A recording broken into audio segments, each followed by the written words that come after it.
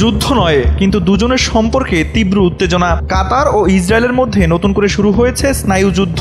মঙ্গলবার কাতারে ফিলিস্তিনের স্বাধীনতাকামী সংগঠনের নেতাদের উপর ইসরায়েলি হামলার পর থেকেই মধ্যপ্রাচ্যের পরিস্থিতি উত্তপ্ত। এই হামলার পর মার্কিন প্রেসিডেন্ট ডোনাল্ড ট্রাম্প ও ইসরায়েলি প্রধানমন্ত্রী বেনিয়ামিন নেতানিয়াহুর মধ্যে এক উত্তপ্ত ফোনালাপ হয়, যা দুই দেশের সম্পর্ককে নতুন করে সংকটে ফেলেছে। দ্য ওয়াল স্ট্রিট জার্নালের একটি প্রতিবেদন অনুযায়ী মার্কিন সামরিক বাহিনীর কাছ থেকে হামলার বিস্তারিত জানার পর ট্রাম্প ক্ষুব্ধ হয়ে ওঠেন।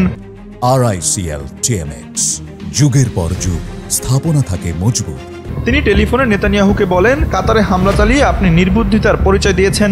ট্রাম্পের এই মন্তব্য মার্কিন প্রশাসনের 2 সিনিয়র কর্মকর্তা নিশ্চিত করেছেন। ওয়াল স্ট্রিট জার্নালের প্রতিবেদনে আরও বলা হয়েছে, নেতানিয়াহু ট্রাম্পকে বোঝানোর চেষ্টা করেন যে এই হামলা ছিল দ্রুত সময়ের মধ্যে চালানো, কারণ সুযোগ ছিল খুবই সংক্ষিপ্ত। কিন্তু ট্রাম্প এতে সন্তুষ্ট হননি। পরে দ্বিতীয় ফোনালাপে ট্রাম্প আবারও হামলার ফলাফল নিয়ে প্রশ্ন করলে নেতানিয়াহু বলেন যে এ বিষয়ে তার কোনো ধারণা নেই।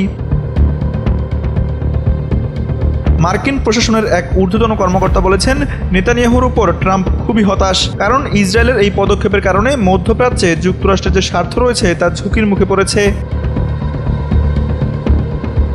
এদিকে যুক্তরাষ্ট্রের ইসরায়েলি রাষ্ট্রদূত কাতারকে নতুন করে হুমকি দিয়েছেন। তিনি বলেন, মঙ্গলবার ফিলিস্তিনের স্বাধীনতাকামী সংগঠনের নেতারা যদি আলোচনার টেবিলে বেঁচে যান, তাহলে তাদের আবারও হত্যার চেষ্টা করা হবে। বুধবার মার্কিন ক্যাপিটল কমপ্লেক্সে বক্তৃতা দেওয়ার সময় তিনি আরও বলেন, সন্ত্রাসীদের প্রতি আমাদের বার্তা হলো, তারা যেখানেই লুকিয়ে থাকুক না কেন, আমরা তাদের খুঁজে বের করব। যারা আমাদের ক্ষতি করবে, আমরা তাদের ধ্বংস করব। এই ঘটনায় মধ্যপ্রাচ্যের রাজনৈতিক পরিস্থিতি আরো জটিল হয়েছে। এখন প্রশ্ন হলো, এই স্নায়ুযুদ্ধ কি শেষ পর্যন্ত কোনো বড় যুদ্ধের দিকে গড়াবে? তানভীর আহমেদ, NPB।